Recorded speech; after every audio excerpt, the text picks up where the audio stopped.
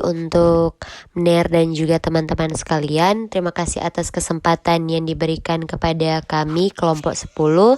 Saat ini kami akan mempresentasikan hasil diskusi kami mengenai materi pengendalian radiasi. Kita masuk pada yang pertama, yaitu pengertian radiasi. Radiasi sendiri memiliki banyak pengertian, namun apapun pengertiannya tetap saja berbahaya. Pengertian pertama berasal dari Kamus Besar Bahasa Indonesia. Menurut Kamus Besar Bahasa Indonesia, radiasi adalah pemancar gelombang yang membawa tenaga melalui ruang maupun saat tertentu. Pengertian menurut Kementerian Kesehatan menyebutkan bahwa radiasi adalah energi yang terpancar dan berasal dari suatu materi atau atom. Energi ini sendiri mengambil dua bentuk, yaitu partikel atau gelombang.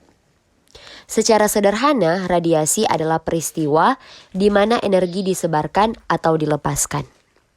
Kebanyakan orang mungkin berpikir jika energi yang dilepaskan harus dipicu oleh ledakan besar. Jawabannya bisa iya dan juga tidak, karena semua itu tergantung dari penyebabnya radiasi. Radiasi adalah energi yang terpancar dari materi atau atom dalam bentuk partikel atau gelombang. Berdasarkan kemampuan dalam melakukan ionisasi, radiasi dapat dibedakan menjadi radiasi pengion dan radiasi non-pengion. Radiasi pengion adalah radiasi yang jika menumbuk atau menabrak sesuatu akan muncul partikel bermuatan listrik yang disebut ionisasi. Dan sedangkan untuk radiasi non-pengion adalah radiasi yang tidak dapat menimbulkan ionisasi. Kita masuk pada materi yang kedua, yaitu sumber radiasi. Yang pertama, sumber radiasi yang ada di sekitar manusia. Tidak ada asap jika tidak ada api. Begitu juga dengan radiasi. Sama seperti api, radiasi juga tidak akan muncul begitu saja secara ajaib. Seperti yang sudah disebutkan sebelumnya, kita juga sebenarnya dikelilingi oleh radiasi yang terpancar dari berbagai barang elektronik yang ada di sekitar kita. Berikut ini beberapa sumber radiasi yang ada di sekitar manusia. Yang pertama, radiasi kosmik, yaitu sumber radiasi yang berasal dari sebuah bintang. Mengingat matahari adalah bintang yang paling dekat dengan bumi, maka radiasi kosmik yang paling banyak diterima oleh planet kita berasal dari matahari. Yang kedua yaitu unsur radioaktif di bumi. Beberapa unsur radioaktif yang ada di bumi juga bisa memicu terjadinya radiasi. Bumi kita bagaimanapun bukan hanya terdiri dari tanah dan lautan yang ditutup oleh langit. Lebih dari itu, planet biru juga mengandung unsur seperti uranium, thorium, dan radon yang memiliki inti atom yang dapat mengalami peluruhan radioaktif ketika intinya stabil. Ketika itu terjadi, unsur-unsur ini akan memberikan hasil berupa energi dalam bentuk radiasi, yakni radiasi ion. Yang ketiga, unsur radioaktif di tubuh manusia. Bukan hanya planet, matahari, dan alat elektronik, tubuh manusia juga bisa menghasilkan radiasi. Ini disebabkan karena tubuh manusia memiliki beberapa zat seperti kalium-40. Ketika sel tubuh melakukan metabolisme, zat ini akan menghasilkan radiasi. Yang keempat, radiasi ciptaan manusia. Manusia adalah makhluk paling cerdas yang hidup di bumi. Manusia bukan hanya bisa menghasilkan sejumlah kecil radiasi alami dari tubuhnya, tetapi juga menciptakan berbagai barang yang dapat memancarkan radiasi dengan kekuatan yang sangat besar. Dengan otak yang cerdas, manusia bisa menciptakan banyak penemuan hebat untuk kepentingan hidupnya. Mulai dari penemuan yang digunakan untuk kehidupan sehari-hari, seperti smartphone dan komputer yang dapat memancarkan sejumlah kecil radiasi, pembangkit listrik tenaga nuklir untuk menunjang kehidupan, sehingga sejumlah senjata nuklir yang dapat memancarkan radiasi sangat besar dengan jangkauan luas ketika digunakan. Next, jenis-jenis radiasi. Radiasi berdasarkan massa. Berdasarkan massanya, radiasi diberikan menjadi dua, yakni radiasi elektromagnetik dan juga radiasi partikel. Yang pertama, radiasi elektromagnetik. Radiasi elektromagnetik adalah radiasi yang muncul akibat kombinasi antara medan magnet dan juga medan listrik. Keduanya kemudian menghasilkan energi yang merambat dan melewati satu tempat ke tempat lainnya. Contoh dari radiasi elektromagnetik di antaranya adalah cahaya tampak, gelombang radio, sinar X, inframerah, dan berbagai jenis radiasi lain yang tidak memiliki wujud. Yang kedua, radiasi partikel. Jika radiasi elektromagnetik adalah radiasi yang tidak memiliki massa, maka radiasi partikel adalah kebalikannya. Radiasi partikel atau yang sering disebut juga sebagai radiasi korpuskuler adalah pancaran atom yang memiliki kemampuan untuk memindahkan energi kinetik ke bahan yang ditumbuknya. Selanjutnya, radiasi berdasarkan muatan listrik.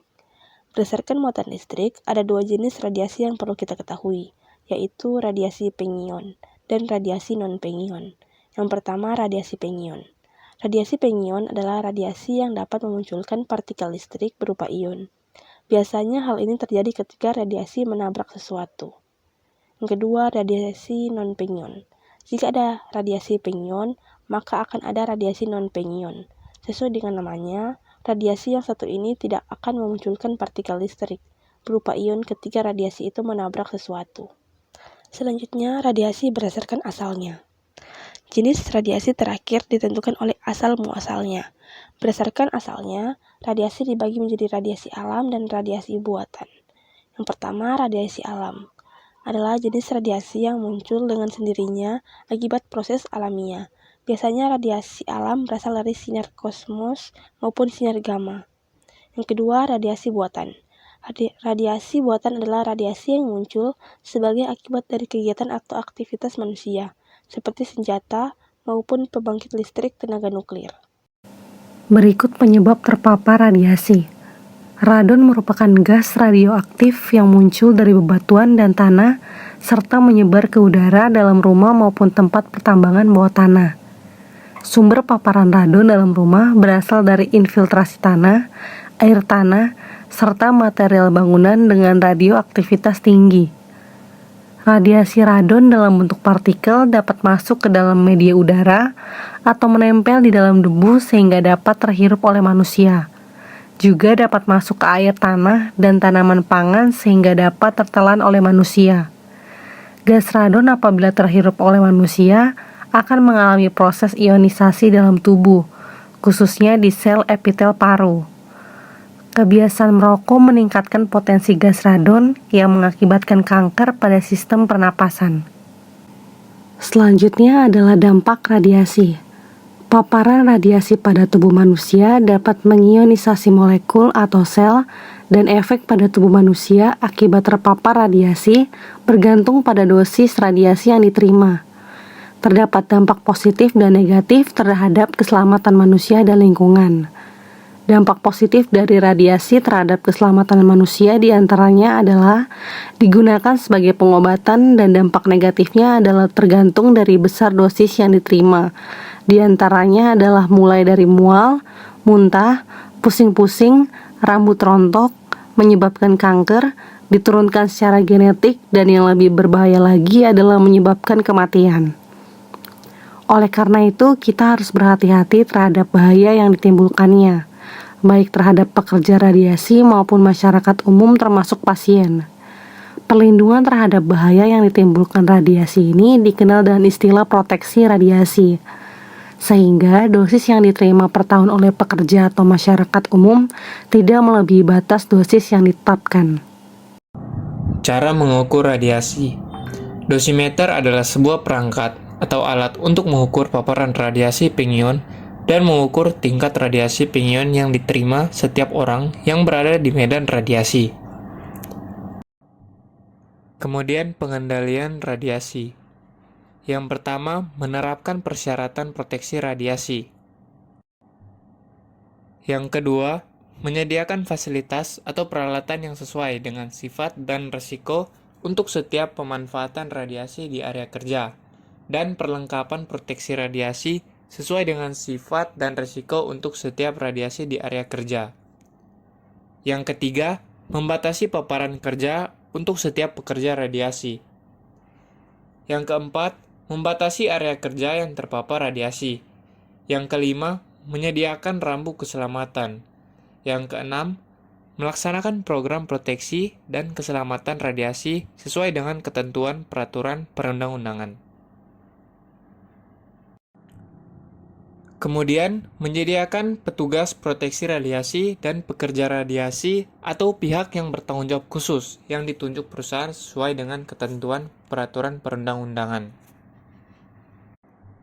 Lalu memastikan petugas proteksi radiasi dan pekerja radiasi atau pihak yang bertanggung jawab khusus yang ditunjuk perusahaan menjalankan tugas dan tanggung jawabnya sesuai dengan ketentuan peraturan perundang-undangan.